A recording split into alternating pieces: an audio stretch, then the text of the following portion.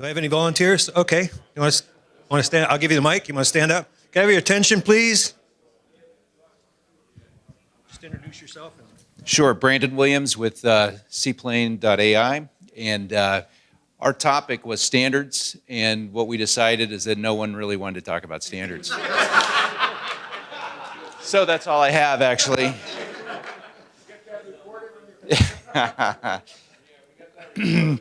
But I did, yeah, that's right. And I'm also part of OPAF. So I'm sure I'll hear about this 2 or 3 times.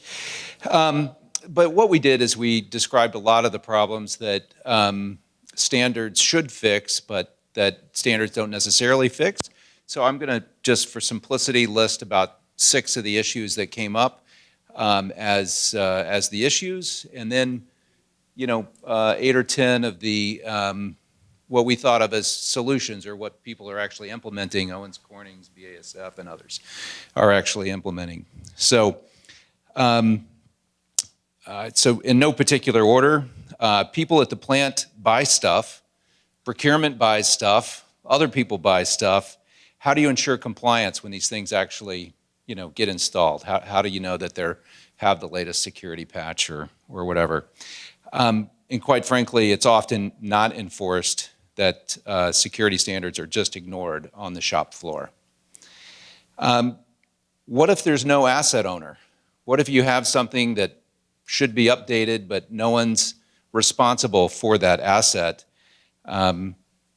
Maybe you'll only discover that there's no one except by audit. What about if you've outsourced to third parties? Third parties come in, they have their own tools for maintenance, and turns out they've reset your username and password to username and password, and they've done that for their other 10 customers too, who happen to be your competitors. So definitely some issues there. That there's no demarcation between IT and OT systems. There's no clear point that says this is the IT department's problem and this is the OT department's problem. And so where there's confusion, where there is that mixing, you can often have oversight or conflict, or hear no evil, see no evil, speak no evil. So, so those are some of the things that came up. There was a lot more, but some of the best practices, I would say, or some of the things that have been implemented in these different companies. One is that there's an IT/OT governance board that agree on what is law for that domain, for each and every domain. That often, to try to mitigate these risks, you just have to divide between new and legacy, greenfield and brownfield. And maybe brownfield, you have sort of best efforts, and greenfield, you really focus your efforts to implement change. But the conclusion is that IT/OT, from a security standpoint, will never be completely integrated. So I think, why bother? But that's probably not a good answer. Well, one answer is, maybe you should limit variety, right? Don't have 20 firewalls. This probably came from the Palo Alto network guy. Just have one firewall, and he's right here if you need to talk to him. But it really comes down, I think my last several points all come down to people, which I think everyone here knows. And so really that's where our conversation ended, which I thought was pretty insightful. That was not my insight, by the way. The key is accountability and creating and enforcing that accountability. One way is through cross-functional teams to help communicate between IT and OT. One useful suggestion is to host barbecues for the IT folks and have the OT people tell them, hey, don't unplug that because bad things happen. And different iterations and variations, but actually bringing them together for a learning lunch in something that draws a crowd, like barbecue, something like that. Digital transformation is 95% people. So as a IT vendor, I'll tell you it's 95% software, but the truth is it's 95% people. So an observation that critical control loops are not going to be part of this digital transformation. There's a lot of other points of data that's being generated, systems that can be part of digital transformation, but critical control loops are still some ways off. And lastly, actually, on behalf of OPAF, one observation was you don't need more standards, you just need to put them together to make a system, which frankly is exactly the purpose of the Open Process Automation Forum, and why they participate in this is how to make these systems, work together rather than trying to create a new system. So if you don't know about OPAF, that's actually its purpose. Thank you. Yeah, lots of good thoughts there. I love the one. I just happened to be wandering around when, please, applause for this group. I just happened to be wandering by the table when the gentleman made the statement that transformation is 95% people, and I'm going, yes. Anyone else want to share?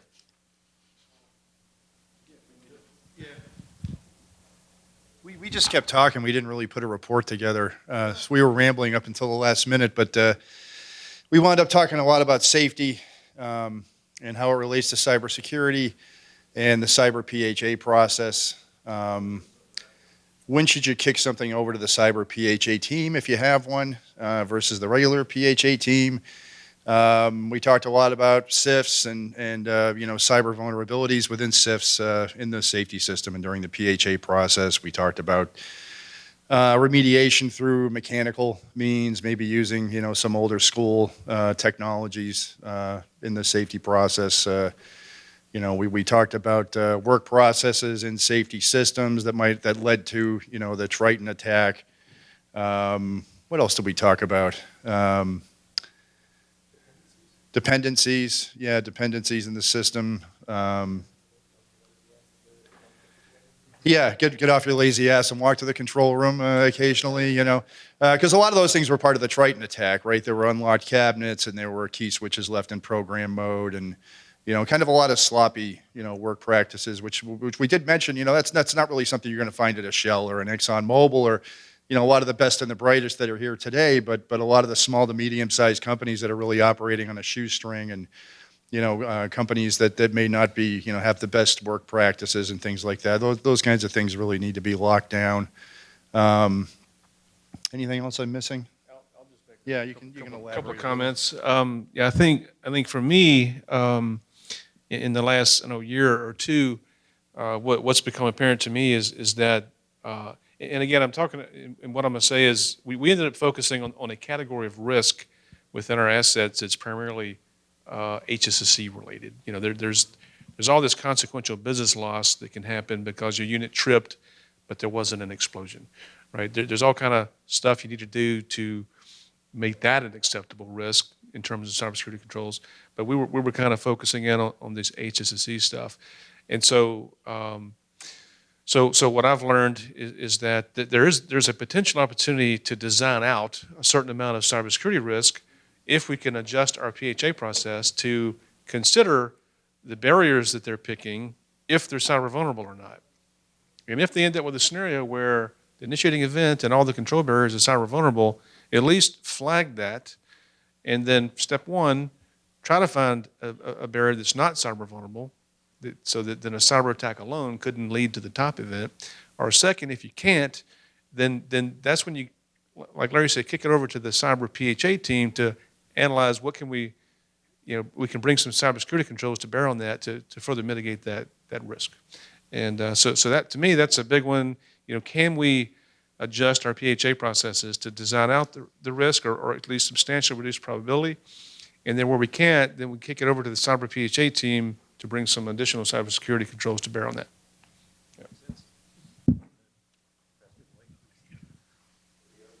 Your comment. I want to share a story with you. One of your comments triggered a story that I experienced way back years ago, more years than I care to admit to.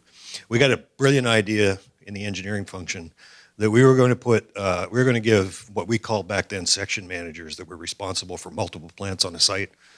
We were going to give them access, put a monitor in their office that would display critical plant data like not everything that's on the control panel, but sort of, rates and stuff like that.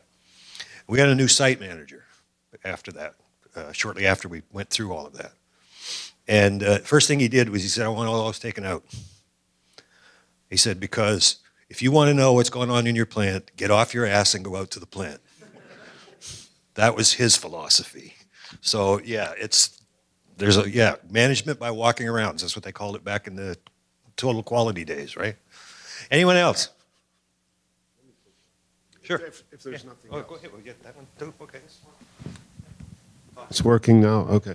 No, I just wanted to, as I mentioned when we set this up, this was the first time we've done this kind of a thing. So we would really appreciate feedback from people as to how much, you can use the app. Remember the thing I showed you on the app? You can rate the session. But if you can give us personal feedback or write on a piece of paper and give it to any of us, we really want to know how, because, we kind of did this ad hoc. I don't know how well it ran. I think different tables. My table, I was there, but I didn't take any notes. I'm just not a note taker. So I don't know if we should have organized it more, if we've done something different from topics, or everybody would just, I don't know if you liked it or didn't like it. I hope you got a lot out of it. It was an idea that we're trying. So we'd really very much appreciate feedback on this one. So anyhow, that's all I had to say. Okay. And thanks for everybody. I thought the turnout was fantastic. Yeah, tomorrow, the cybersecurity sessions, we have a session at 2 o'clock and 4 o'clock, case study sessions. And then on Wednesday, we have another session at 2 o'clock on IT-OT convergence, which has been a very big topic, and I think it'll be a really good panel. So anyhow, I hope you all can get there tomorrow. Just a follow-up on Sid's comment about the ad hoc nature of this planning. Sid and Mark and Larry and I are the people responsible for the cybersecurity track. And as I said in my preamble, this idea just came together last week, this idea of a roundtable. Sid's more of a planner than I am. Sid likes everything to be planned out. He gets itchy when things aren't, really laid out. And I was saying, trust me, it'll work. It'll work. We'll get it. If the people show up, it'll work. If they don't show up, okay? So I'm encouraged by the number of people that showed up, and I wandered around the room, and there was a lot of energy here about the various topics.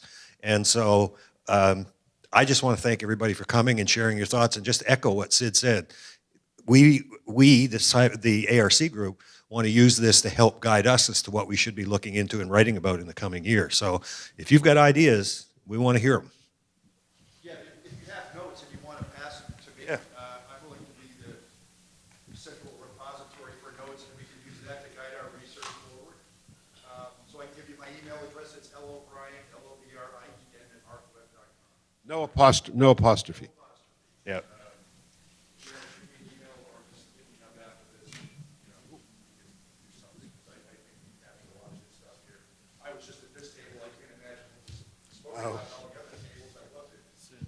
Yeah. And if we do it next year, we promise we'll get real round tables. Okay? Yes. Well, maybe we will. I thought this worked out well, personally. The only negative I heard, and it was a minor one, is that with the long tables, sometimes if somebody was talking at this end of the Couldn't hear. table, it was hard to hear. Yeah, but what, just so you know, the reason we did it was because you get more people in the Yeah. rooms, so whenever we had the sessions. So yeah, Oh. good, bad, or ugly. Any thoughts you have on the logistics, let us know. And the other thing is, 6 o'clock is when we have a reception, and that's when the beer flows and the wine and, all that. So I want to make sure you go there. And we have it, I hope everybody knows where it is, behind the reception desk. That In the big exhibit room there. area. In the exhibit area. Yeah. So we hope to see you there. Hope to see everybody there. Yeah, please visit our sponsors.